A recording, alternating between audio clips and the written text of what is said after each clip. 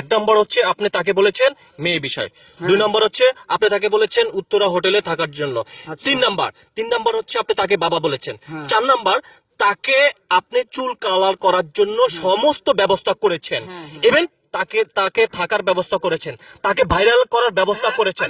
তার মানে কি আমি বলি আপনি যেগুলো বলবেন, না না আমি প্রতিশোধ না, আল্লাহর কসম, আল্লাহি আল্লাহর কসম, আমি প্রতিশোধ নিতেছি না।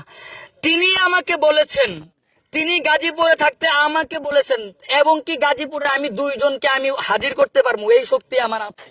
হয়তো তাদের নাম্বার নাই, এখন আমি আগের থেকে অনেকটাই চেঞ্জ হয়ে গিয়েছি, ঠিক আছে, আপনারা বুঝবেন। আমি বলি কথা শেষ করতে দেন, আমি থিয়ে চলে যাবো ভাই, আপনারা কিচ্ছু করতে পারবেন না। আপনারা কেন বুঝেন না? আমি অসুস্থ মানুষের পর্যন্ত আমি বলি সাইম ভাই, আমি বলি ভাই কেন বুঝেন না? সাইম ভাই আনন্দিক যাকে বলি, সে শুধু আমাকে একটু মজা করে বলছিল তোমার আমি এই ভিডিও ভাইরাল করে দিমু। তাকে জিজ্ঞাসা করে দেখেন আমি তার কাছে কান্না করছি, আমি শিপন কেন করছি যে ভাই তুমি এটা কইরো না। তুমি আমাকে আপনি খালি ভিডিওটা ছাড়েন, কমপক্ষে 50 থেকে 1 লাখ টাকা হলে আমি ভিডিও স্ট্রাইক মারব।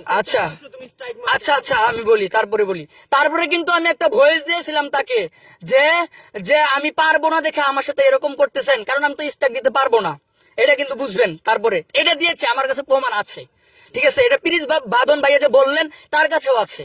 তারপর হচ্ছে সাইম ভাই, বুঝবেন, সাইম ভাইও আমাকে এটা দেখাইছে, তিনার কাছেও আমি কান্না করে বলছি যে ভাই আপনার হাত দুটো ধরি এই ভিডিও ভাইরাল করেন না, কারণ আমার মান সম্মান যাক, আমার কোনো আফসোস নাই, কিন্তু আমার মাথায় টুপি আছে, পাঞ্জাবি আছে, আমার নবীর সুন্নত।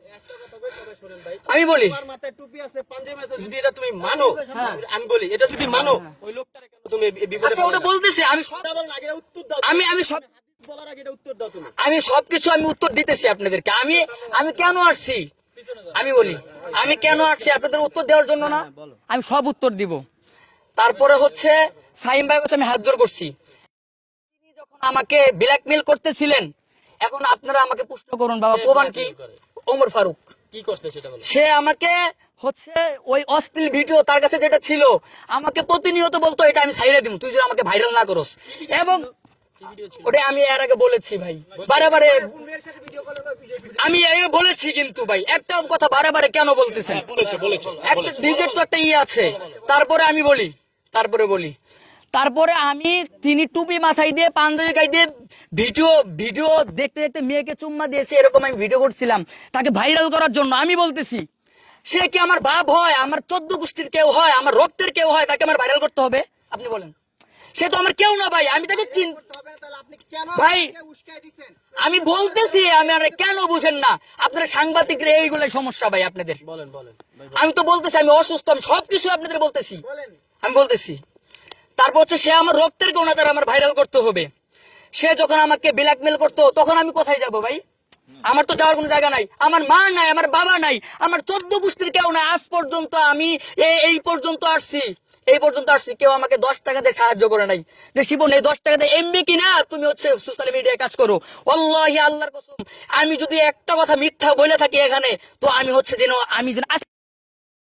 আমার ক্লিয়ার কথা। তিনি যখন আমি বলি, আচ্ছা আমি বলি, আমাকে বলতে দেন, আমাকে আজকে বলতে দেন। আমি মাদ্রাসা থেকে চলে আসছি ভাই, আমি যখন চলে যাই সবাইকে আমি বলে গিয়েছি ভাই আমি মাদ্রাসা গেতেছি, আমাকে জন্য দোয়া করেন। আমি কেন বলেছি, এবং এই যে আপনি আছেন ভাই, আমি যখন হচ্ছে মিরপুর 1-এ তাকে নিয়ে গিয়েছিলাম, আপনারা সবাই ধরছিলেন না ভাই একটা ইন্টারভিউ দাও, দিছিলাম। আমি ধরছি তোমাকে ইন্টারভিউ দেওয়ার কথা, মানে ওই যে ওই মানুষটা যে ওই যে আমি তো মানে আমি তোমাকে ধরছি না, দিব তো 6 দিন তুমি যাবত আমাকে বিরক্ত করতে আমার কাছে সব আছে। আচ্ছা আমি বলি, আমি আমাকে কি বলছো, আমি বলি তুমি যে কত বড় ফটকা, আমি বলি এই টাকা আমার আগে সব শোনো, তুমি যে কত বড় ফটকা মিডিয়ার মানুষ, আমি যে প্রুফ করে দিব আমার কাছে আছে। আচ্ছা আমি বলি শেষ করতে দাও, আমার কথা আগে শেষ করি তারপর কথা। ও আমাকে মেসেঞ্জারে নক দিয়ে আমাকে সালাম দিয়ে এত সুন্দর করে কথা বলছে যে ভাই, আমি তো বিশ্বাস করছি ও যে তো ভালো হয়ে গেছে, ভালো মানুষ। বলতেছে ভাই এরকম একটা মাওলানা চুল কুল লাল কইরা পোশাক চেঞ্জ করে জামা কাপড় পরে লাইছে, সে তো একবারে খুব খারাপ করে ফেলাইছে। আর সে হলো মনে করেন কি যে দেশে গজব দিয়া দিছে ভাই, মানে একবার দেশে কেমন শুরু হয়ে যাবো গা এমন অবস্থা। তাকে একটু প্রতিবাদ করেন, আপনি তো ভাই প্রতিবাদের ভিডিও বানান, এই ভয়েস সব আমার কাছে আছে। আচ্ছা আমি বললাম আমরা কি নাটক পাইছো, আমরা এটা মুসলমান, আমি বলতে দেন আচ্ছা কার আমাকে এসব কাজগুলো করো কিছু? আমি বলি আমাকে বলতে দিতে হবে। কি বলতে দিব তুমি বলো আমি বলি আচ্ছা। বাদন ভাইয়া বলো। সব জায়গায় হচ্ছে আমি আপনাদের সবার উদ্দেশ্য বলি সব দিকে তো সব জায়গায় হচ্ছে মানে সবকিছু চলে না। আমি এমনিতেই হচ্ছে আমি আপনাদের মানে ইন্টারভিউর আগে বলছি যে ভাই আমি অসুস্থ, ঠিক আছে, আমাকে কথাগুলো বলতে দেন সাজায় গুছায়। বলো আমি সবাইকে মেসেজ ওই এক যে আপনাকে দিয়েছি না, ওটা আমি সবাইকে মেসেজ দিয়েছি, আমি মানে নিলাম। আমি তো প্রথমেই বলেছি যে মেসেজ গুলো আপনাদের কাছে দিয়েছি এটা আমি আগেই মেনে নিয়েছি। হ্যাঁ আমি দুষ করেছি, কেন দুষ করেছি এটার উত্তর দিতেছি আমি আপনাদেরকে, কিন্তু বারে বারে তো একটা কথা বললে হবে না যে এটা করছো। তারপরে হচ্ছে সে ভাইরাল হবে তার সাজানো ছিল, আমি বলি সে ভাইরাল হবে তার সাজানো ছিল। ভাই, আপনি তো একজন হাফেজ ছিলেন, কোরআনের হাফেজ ছিলেন, তো আপনি হাফেজ থেকে যে টিকটকার হলেন, মানে এটা কেন হলেন আপনি? ওটা হচ্ছে আমি 4 বছর হলো মাদ্রাসা বাদ দিয়ে দিয়েছি। তো আমি 3 বছর বসেই ছিলাম, মানে ঘুরছি ফিরছি এরকম করছি। তো আমার হঠাৎ করে ভাইরাল হওয়ার জন্য ইচ্ছে হয়েছিল, আর আমি জানতামও না যে হাফেজ থেকে টিকটকার হয়ে গেলে যে আমি ভাইরাল হয়ে যাব, এটা আমার কল্পনা তো ছিল না। তো আমি মনের ইচ্ছে হয়েছিল যে আমি চুল কালার করব, তখন ইনকাম করতাম আমি। তো তারপরে হচ্ছে চুল কালার করেছি। তো আমার একটা ভাইয়া ছিল, তিনি হচ্ছেন সোহেল ভাইয়া।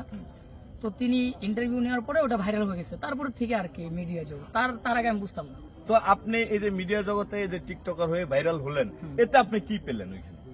ওইখান থেকে হচ্ছে মানুষের লাঞ্ছিত অপমানিত অনেক কিছুই পেয়েছিলাম। যখন হচ্ছে আমি ভালো হয়ে গেছি আলহামদুলিল্লাহ, সবাই আমাকে ভালো কিছু বলেছে, তারপর আমি সিদ্ধান্ত নিয়েছি আমি মাদ্রাসা করবো, মাদ্রাসা করবো। এই মাদ্রাসা পড়তেছেন, কিন্তু আপনার পাশে যিনি আছেন উনি একজন আলেম, তো উনি আপনার কিছু কল রেকর্ড আমরা শুনেছি, আমরা পুরো দেশবাসী শুনেছে, সেখানে আপনি ওনাকে টিকটকার হওয়ার জন্য বা আপনার পথে আসার জন্য আপনি ওনাকে উৎসাহিত করেছেন, এটা কেন করেছেন? এক হাতে কখনো তালি বাজে না। হ্যাঁ, তো হচ্ছে যদি তার ইচ্ছা না থাকতো, যদি আমার ভাইরাল হওয়ার, বাকি হচ্ছে আমি যদি না দিয়ে রাস্তা দেখাই দিতাম, তাহলে সেও ভাইরাল হতে পারতো না, আমার কোনো আফসোস ছিল না। আরেকটা ব্যাপার ওটা তো আমি আগে বলে দিয়েছি, তো এটার জন্য আমি সরি, হচ্ছে সবাই আমাকে ক্ষমা দৃষ্টিতে দেখবেন। এটা আমার উচিত হয় নাই, কিন্তু আমি পরিস্থিতির শিকার হয়ে এটা করেছি। যাই হোক, এটার জন্য সবার কাছে আমি প্রথম হচ্ছে আল্লাহ তাআলার কাছে ক্ষমা চাই। যেহেতু আমি মাদ্রাসা পড়তেছি, আমি মাদ্রাসা থেকে আসলাম, কালকে আসছি, এটার জন্য আল্লাহ তাআলার কাছে ক্ষমা চাই। আচ্ছা, প্রথম তারও সবার কাছে ক্ষমা চাই। আপনি ক্ষমা চাইবেন, সবকিছু ঠিক আছে, কিন্তু আপনি যখন টিকটকার ছিলেন, তারপরে যখন ফেরত আসলেন, মানে এর ভিতরে আপনার সাথে একটা বিশেষ ব্যক্তির সম্পর্ক হয়, তার নাম হলো, যখন টিকটক করতাম তো তখন সম্পর্ক ছিল তার। আমি যখন ভালো হয়ে গিয়েছি কয়েকজনকে বলেছিলাম যে আমি তার সাথে কথা বলি, মানে মনের বলেছিলাম যে এত বড় একটা সেলিব্রিটির সাথে কথা বলি। তো তিনি আমাকে বলতেছেন কি তুমি তাকে চিনো? বলছি যে না। কয় যে তিনি হচ্ছেন আমাদের নবীজিকে এইভাবে গালি দেয়, এটা করে, তার সাথে কথা বলা তোমার ঠিক হবে না। তো আমি তখন মনে করি যে হ্যাঁ তাহলে তো ঠিকই, কারণ আমাদের নবীজিকে গালি দিয়েছেন সে। তো তখন আমি যখন টিকটক করতাম তখন আমি তার সাথে কথা বলেছি, যখন ভালো হয়ে গেছি তার সাথে আমি কথা বলা প্রয়োজন মনে করি নাই, আর সেও আমাকে নক দেয়, আমিও তাকে নক দিই। মানে আপনি যখন টিকটকার ছিলেন তখন আপনি বাংলাদেশের সকল সেলিব্রিটিকে নক দিয়েছেন, এমন কোন ইউটিউবার নাই, এমন কোন কন্টেন্ট ক্রিয়েটর নাই, এমন কোন সেলিব্রিটি নাই যে আপনি নক দিয়েছেন, সবাইকে আপনি নক দিয়েছেন। তো আপনি যদি নক দিলেন, আপনি আবার ফেরত আসলেন, এই যে রিসেন্টলি আপনি যাকে উৎসাহিত করছেন, আপনার যে ফোন আলাপে যেটা উঠলো, তো সেই বিষয়টা আপনি আসলে এটা কিভাবে দেখবেন? আচ্ছা, ফোন আলাপ যেটা, সেটা হচ্ছে যে আমি আপনাকে বলবো যে ভাইরাল কিন্তু সে করেছে, আমি করছি না। ফোন আলাপ যেটা কি, ফোন আলাপ কিন্তু সে ভাইরাল করেছে, আমি করিনি। 2 নম্বর প্রশ্ন হলো যে ওইখানে মানে কি সম্পূর্ণ কথা সে দিয়েছে নাকি ওইখান থেকে ডিলিট করেছে, কি ডিলিট করেছে এটা কিন্তু আপনারা জানেন না, সে জানে। এটা হলো আরেকটা। আর আমি কিন্তু গত ভিডিওতে দিয়েছি, সে হচ্ছে আমাকে একটা অশ্লীল ভিডিও এটা নিয়ে আমাকে ব্ল্যাকমেল করতে চেয়েছে, এই জন্য হচ্ছে আমি পরিস্থিতির শিকার হয়ে তাকে আমি ভাইরাল করেছি। মানে আপনাকে কি ব্ল্যাকমেলিং করতেছিল সে? আচ্ছা, আমি 7 মাস থেকে সে আমাকে ব্ল্যাকমেল করতেছিলেন যে আমার মানে আমি তো এর আগেও বললাম আপনাদেরকেই যে যে আপনার একটা মেয়ের সাথে আমার কথা হয়েছিল, ওটার যে একটা খারাপ মানে আপনার একটা মেয়ের সাথে আপনার অবৈধ সম্পর্ক ছিল, হ্যাঁ। ওই সময় আপনি কিছু সেলফি তুলছেন, সে আপনার ওই সেলফি বা ওই ভিডিও ফুটেজ তার হাতে কিভাবে গেল? আমি তাকে বিশ্বাস করে দিয়েছিলাম, আর তার সাথে আমি থাকতামও, একসাথে ঘুরতাম, একসাথে ফিরতাম, সবকিছুই ঠিক আছে। তো ওইখান থেকে ফ্রেন্ড হয়ে যায়, তো দেওয়ার পরে সে হচ্ছে আমাকে বলে যে তুই যদি হচ্ছে ভাইরাল আমাকে না করে দিস তো এটা তোর ভাইরাল করে দেবো। তো আমি ওই দিকে হচ্ছে টুপি আর পাঞ্জাবির দিকে তাকাইয়া তো হচ্ছে আমি মনে করেছিলাম নফসের একটা ইয়ে পড়েছিলাম যে সে যদি আমাকে মানে এরকম যদি করে দেয় তো আমি কার সাথে মুখ দেখাবো। আচ্ছা। ঠিক আছে, তো এই হিসেবে আমি তাকে ভাইরাল করছি, এই জন্য মানে আপনি তাকে এমন ভাবে ভাইরাল করছেন যে একজন আলেম হিসেবে এমন রাস্তা দেখাই দিয়েছেন যাতে সে সমাজে প্রতিষ্ঠিত না হয়। মানে আপনি যেই খাদে পাড়া দেওয়ার পরে আপনি বুঝছেন এই খাদে ময়লা ছাড়া কিছু নেই, আপনি নিজে তার প্রতিশোধ নেওয়ার জন্য তাকে টেনে ওই খাদে নামালেন। আচ্ছা, আর একটা কথা হচ্ছে যে আমি এটা বলি, তিনি কিন্তু আলেম বললেন আপনি, তিনি আলেম, তাহলে আমি একটা সাধারণ মানুষ, তার থেকে কিন্তু অনেক ছোট, তার থেকে বুঝিও কম। তিনি যদি হচ্ছে আলেম হয়ে থাকে তাহলে তার থেকে আমি কিন্তু কম বুঝি।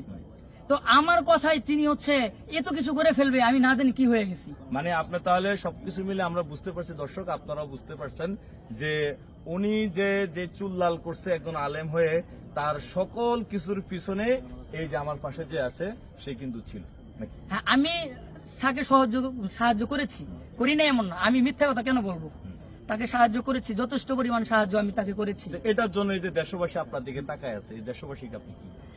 দেশবাসীকে না, আমি হচ্ছে প্রথম আল্লাহ তাআলার কাছে ক্ষমা চাবো, তারপরে হচ্ছে দেশবাসীর কাছে ক্ষমা চাবো। আরো অনেক বিতর্কিত কথা আছে যেগুলো না বলি, আল্লাহর রাস্তায় হচ্ছে সবাই আমাকে ক্ষমা করে দিবেন, আর সবাই দোয়া করবেন যেন হচ্ছে না আল্লাহ তাআলা আমাকে বড় একজন আলেম। যাক আলহামদুলিল্লাহ। তো এখন কি আপনার সাথে নাস্তিক যারা আছেন, ওই যে নাম কি? আপনি বলেন। আমি তো ওর নামটা আমার মুখে আসলে আসে না। আমি নাস্তিক যাদের সাথে কথা বলতাম আমি তাদের সাথে করি না, অনেক আগে। জানা নাই ওটার নামটা কি না, নামটা আপনি বলেন না আপনার নামটা। না, প্রথম মনে হয়তো আপনি বলেছিলেন। হ্যাঁ, আমার তো নাম ওর নাম